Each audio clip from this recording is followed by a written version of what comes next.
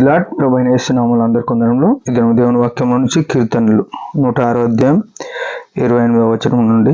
మరియు వారు బయలు పేరును అత్తుకొని చచ్చిన వారికి అర్పించిన బలి మాంసము భుజించిరి.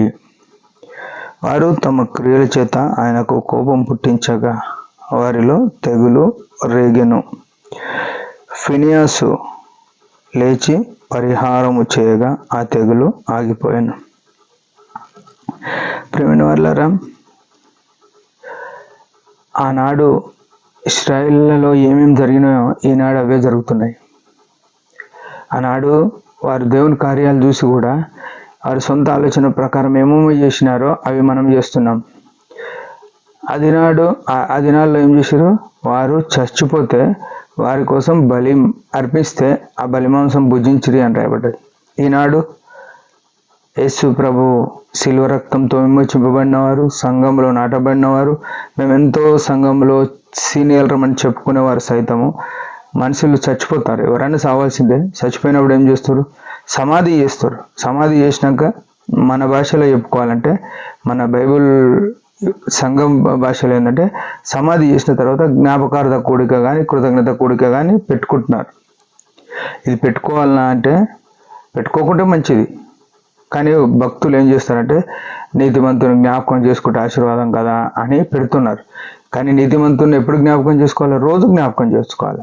దేవుని ప్రజలు ఎంతోమంది పరిచర్య చేసిన వాళ్ళను రోజు జ్ఞాపకం చేసుకొని వారి జీవితంలో దేవుడు చేసిన కార్యాలను మనం రోజు అవలంబించాలి. అది మంచిది.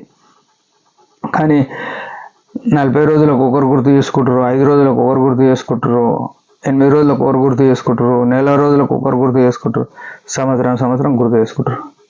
ఇది బైబిల్లో ఎక్కడ రాయబడిన మాట, ఎక్కడ లేదు. కొందరు మన ప్రాంతంలో 3 వద్దులు అంటారు, 5 వద్దులు అంటారు, ఇంకా 8 రోజులు దినాలు అంటారు. లేకుంటే ఈ క్రైస్తవులు అయిన వాళ్ళు ఏం చేస్తారు? కృతజ్ఞత కూడిక పెట్టిరని, ఆదరణ కూడిక పెట్టిరని, జ్ఞాపకార్థ కూడిక పెట్టిరని ఇట్లా మార్చి రాసుకోరు. ఇది మార్చుకొని బైబిల్కు సంబంధం లేని వర్డ్స్ ఇవి. అయితే సరే పెట్టిరు, ఏదైతే ఎవరికో రక్షణ స్వార్థ అందించడం తప్పేం కాదు. అయితే పెట్టి ఏం చేస్తారు? బలి మాంసము అంటే, బలి అంటే ఏదన్నా పశువులను వధిస్తున్నారు. వధించకుండా నాడు శద్రక్ మేషక్ అబేద్నెగోలు దానియేలు ఏం చేశారు? శాక్య ధాన్యాలు తిని వారు ఎట్లరు తేజంగా వాళ్ళ ముఖాలు ఉన్నాయంట. ఈనాడు మాంసాపేక్ష కలిగి ఫస్ట్ చచ్చిన వారికి వరకు వారు చచ్చిపోయినారు, వారి దగ్గర పోయి కోస్తలేరు, కానీ వారి పేరు మీదనే బలి అర్పిస్తున్నారు. బైబిల్ ఏం చెప్తుంది? వీరి గురించి ఏం చెప్తుందంటే, బయలు పేరు నత్తుకొని చచ్చిన వారికి అర్పించిన బలి మాంసం భుజించిరి అని రాయబడి.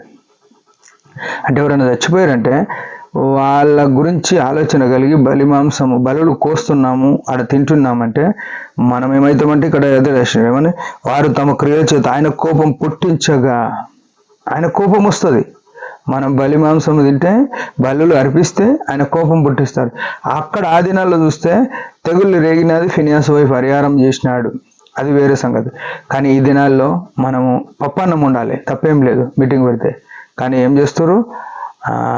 మేకలు కొయ్యాలి, గొర్రెలు కొయ్యాలి అని కోస్తున్నారు. కానీ ఇది దేవుని దృష్టిలో పాపంగా పరిగణిస్తుంది.